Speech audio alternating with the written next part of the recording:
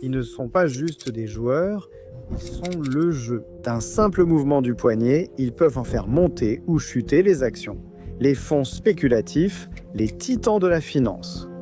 Mais leur pouvoir ne vient pas des algorithmes ou des stratégies. Non, leur véritable force réside dans quelque chose de bien plus puissant, leurs équipes. Et le plus remarquable, c'est que vous n'avez pas besoin d'un diplôme prestigieux de l'Ivy League ou d'un pédigré en haute finance pour rejoindre leur rang. Une nouvelle génération de hauts revenus a émergé dans les hedge funds, échappant totalement au milieu financier traditionnel. Ce sont des personnes qui touchent des salaires de plusieurs centaines de milliers, voire de millions, sans jamais avoir mis les pieds dans un bureau traditionnel. Ce sont eux qui détiennent les clés du royaume des hedge funds, et aujourd'hui, nous allons partager leurs secrets avec vous.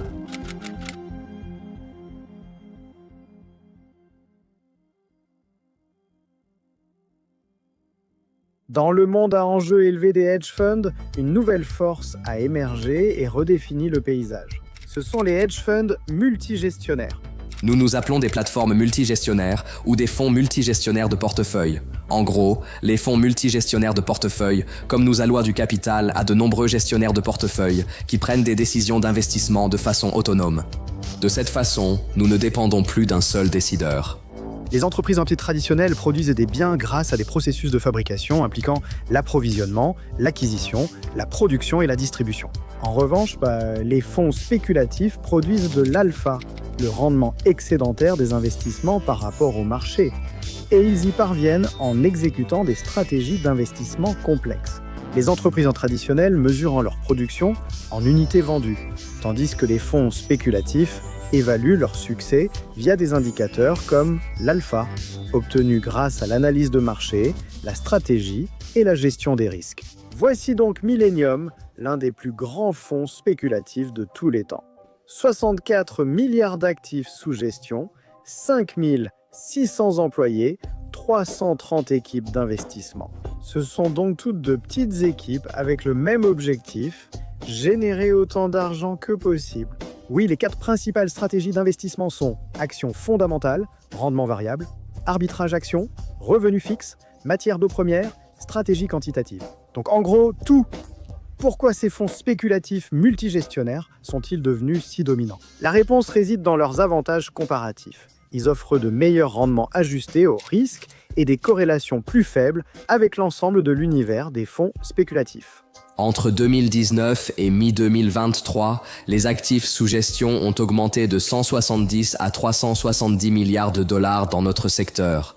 Avec une hausse des effectifs de 80% atteignant 18 100 personnes, notre croissance a dépassé celle du reste de l'industrie des fonds spéculatifs. Leur croissance n'a été que d'environ 13% sur la même période. Le secret de ce succès? Des équipes de trading diversifiées. Ces équipes apportent des points de vue variés et une expertise essentielle à la diversification des stratégies, à la couverture des marchés, à la gestion des risques et à l'innovation. Les équipes diversifiées ne sont pas seulement un atout, elles sont indispensables pour gagner plus d'argent, la chose la plus importante au monde. Aujourd'hui, la montée de ces fonds spéculatifs multigestionnaires a également déclenché une course mondiale au talent. La demande pour les responsables du développement commercial, ou chasseurs de tête, a également explosé, car ces cadres jouent un rôle crucial dans la recherche et l'évaluation des talents en gestion d'investissement. Finalement, ils sont à l'origine de la croissance rapide de sociétés comme Citadel ou Point72. Ce genre de chasseurs de tête ne sont pas des recruteurs ordinaires, ils sont d'une toute autre catégorie. C'est extrêmement compétitif. Les candidats doivent avoir une compréhension approfondie du secteur, d'excellentes compétences en réseautage et un historique de réussite dans l'acquisition de talents. Compétences en réseautage, négociation et compréhension des marchés financiers sont essentielles. L'expérience en acquisition de talents financiers, la pensée stratégique et l'identification de candidats à fort potentiel sont aussi très valorisées. Adapter votre approche aux besoins spécifiques de chaque entreprise et faire preuve d'un esprit stratégique peut vous aider à vous démarquer. Le marché de l'emploi pour les postes de développement commercial dans les hedge funds est très compétitif, la sophistication et les opérations atteignant un niveau comparable à celui d'équipes sportives professionnelles. Inutile de dire que la recherche de talents d'exception est implacable. Les performances passées et le potentiel étant des facteurs d'évaluation clés. Avantages, rémunération élevée, environnement dynamique, influence sur la croissance de l'entreprise. Cependant, c'est un poste sous haute pression avec de longues heures de travail et une concurrence intense. Les enjeux sont plus élevés et la marge d'erreur devient de plus en plus réduite. Les équipes internes de développement commercial libèrent le personnel senior pour la gestion des investissements et réduisent les coûts de recrutement externe. Ceci est bien sûr crucial pour maintenir la compétitivité et la rentabilité. Cependant, même avec toutes ces discussions sur la réduction des coûts, les responsables du développement commercial continuent de toucher certains des plus gros salaires de la finance. La performance n'est pas mesurée par l'alpha généré, mais par le nombre de jeunes financiers ambitieux qui ont été recrutés et qui peuvent potentiellement générer de l'alpha. La compétence est évaluée en fonction des recrutements réussis, de la qualité des talents acquis et de l'impact de ces recrutements sur la performance de l'entreprise. Les postes de débutants impliquent souvent la recherche de talents et des rôles de recrutement junior. Avec de l'expérience et du succès, on peut évoluer vers des postes de développement commercial senior en gérant des équipes plus importantes et des stratégies plus larges. Des performances exceptionnelles peuvent te mener à des postes de direction avec une influence considérable sur la stratégie et l'orientation de l'entreprise. Honnêtement, j'ai toujours rêvé de travailler dans la finance comme investisseur en private equity ou hedge fund. Mais ce que je fais en ce moment me paraît bien plus puissant. Je fournis la ressource dont ces grandes institutions ont le plus besoin, les talents. Maintenant, les coûts de recrutement externe varient. Les cabinets de recrutement par approche directe facturent généralement un pourcentage de la rémunération annuelle brute du candidat, allant de 25 à 33%. Les cabinets de recrutement à la commission fonctionnent sur la base du pas de placement, pas de frais, avec des honoraires allant de 20 à 30% du salaire de la première année du candidat. Les cabinets de recrutement à honoraires fixes facturent des frais allant de quelques milliers à plusieurs dizaines de milliers de dollars selon l'ampleur de la recherche. Cependant, des défis demeurent. Les accords de non-concurrence et la hausse des coûts de recrutement ont été des enjeux majeurs, mais l'interdiction des accords de non-concurrence par la Federal Trade Commission va changer le paysage à jamais. Cela pourrait accroître la mobilité des talents, intensifiant la concurrence pour les professionnels qualifiés. Les entreprises pourraient devoir adapter leur stratégie de gestion des talents pour se concentrer sur la protection de la propriété intellectuelle par d'autres moyens. Selon moi, l'interdiction des accords de non-concurrence par la Federal Trade Commission va augmenter la mobilité des talents, encourager l'innovation et créer des environnements plus compétitifs. Mais les entreprises devront aussi faire face à des défis en matière de rétention des talents et au risque de débauchage. L'interdiction devrait accroître la mobilité des talents et stimuler la concurrence et l'innovation. Les entreprises pourraient également rencontrer des difficultés à protéger leur propriété intellectuelle. Cependant, cela permet aussi de recruter des talents auparavant inaccessibles à cause des clauses de non-concurrence. Le monde très compétitif du recrutement dans les fonds spéculatifs évolue constamment avec l'intensification de la concurrence et les changements réglementaires. Cela provoque une guerre des talents, forçant les fonds à payer davantage pour recruter les meilleurs. Évidemment, cela dilue le talent et augmente les coûts. La guerre des talents peut entraîner des salaires gonflés et des pratiques de recrutement agressives, ce qui risque de déstabiliser les fonds.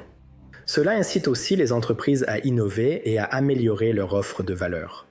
Équilibrer ces dynamiques sera essentiel à la croissance. Des concepts tels que les structures de frais répercutés ont toujours suscité la vigilance des investisseurs. En 2023, 73% des multigestionnaires inventent une structure de frais répercutée totale ou partielle, contre 63% en 2022. Ce modèle peut cependant être une arme à double tranchant. Bien que la réduction des coûts puisse aider, cela peut aussi menacer les rendements si cela compromet les équipes d'investissement. Maintenant, pour expliquer cela rapidement. Une structure de frais répercutée, c'est lorsqu'un fonds spéculatif facture directement certains frais aux investisseurs, au lieu d'inclure ces frais dans une commission de gestion plus élevée. En conséquence, les investisseurs voient directement les frais qu'ils encourent, ce qui peut potentiellement réduire les frais globaux. Donc, les frais répercutés ne sont ni bons ni mauvais, mais l'augmentation de ces frais est mauvaise et les investisseurs ont toléré pendant des années l'augmentation des structures de frais répercutés parce que les rendements étaient incroyables. Mais la faiblesse des performances des fonds spéculatifs va évidemment mettre leur patience à l'épreuve. Actuellement, dans ce contexte, les investisseurs portent davantage attention aux structures de frais et à la hausse des charges. Transparence et communication avec les investisseurs sont essentielles. Les équipes de développement commercial doivent recruter des talents performants capables de générer de bons rendements même en période de repli des marchés. Maîtriser les coûts et prouver la valeur par des recrutements stratégiques sera crucial. Malgré ces défis, les fonds multigestionnaires continuent d'attirer les investisseurs. Les 5% des meilleurs gestionnaires de fonds spéculatifs capteront 80 à 90% des flux d'investissement en 2023 et 2024. La concurrence se centralise, les fonds plus importants surpassant les petites sociétés en matière d'acquisition de talents et de performance. Il y a une concurrence intense et des enjeux élevés dans le monde du recrutement de cadres pour les fonds spéculatifs et du développement commercial. En même temps, cette course au talent ne fera que s'aggraver et devenir plus intense à l'avenir. Préparez-vous à une carrière exigeante mais gratifiante, constituez un réseau solide, suivez les tendances du secteur et développez un œil pour détecter les talents. La persévérance, la stratégie et l'adaptabilité sont essentielles pour réussir ici.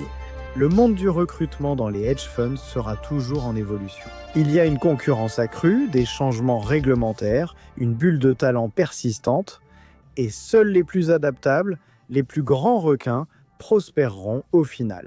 Mais cela vaut probablement la peine de se battre, car c'est l'épine dorsale des futurs géants des hedge funds.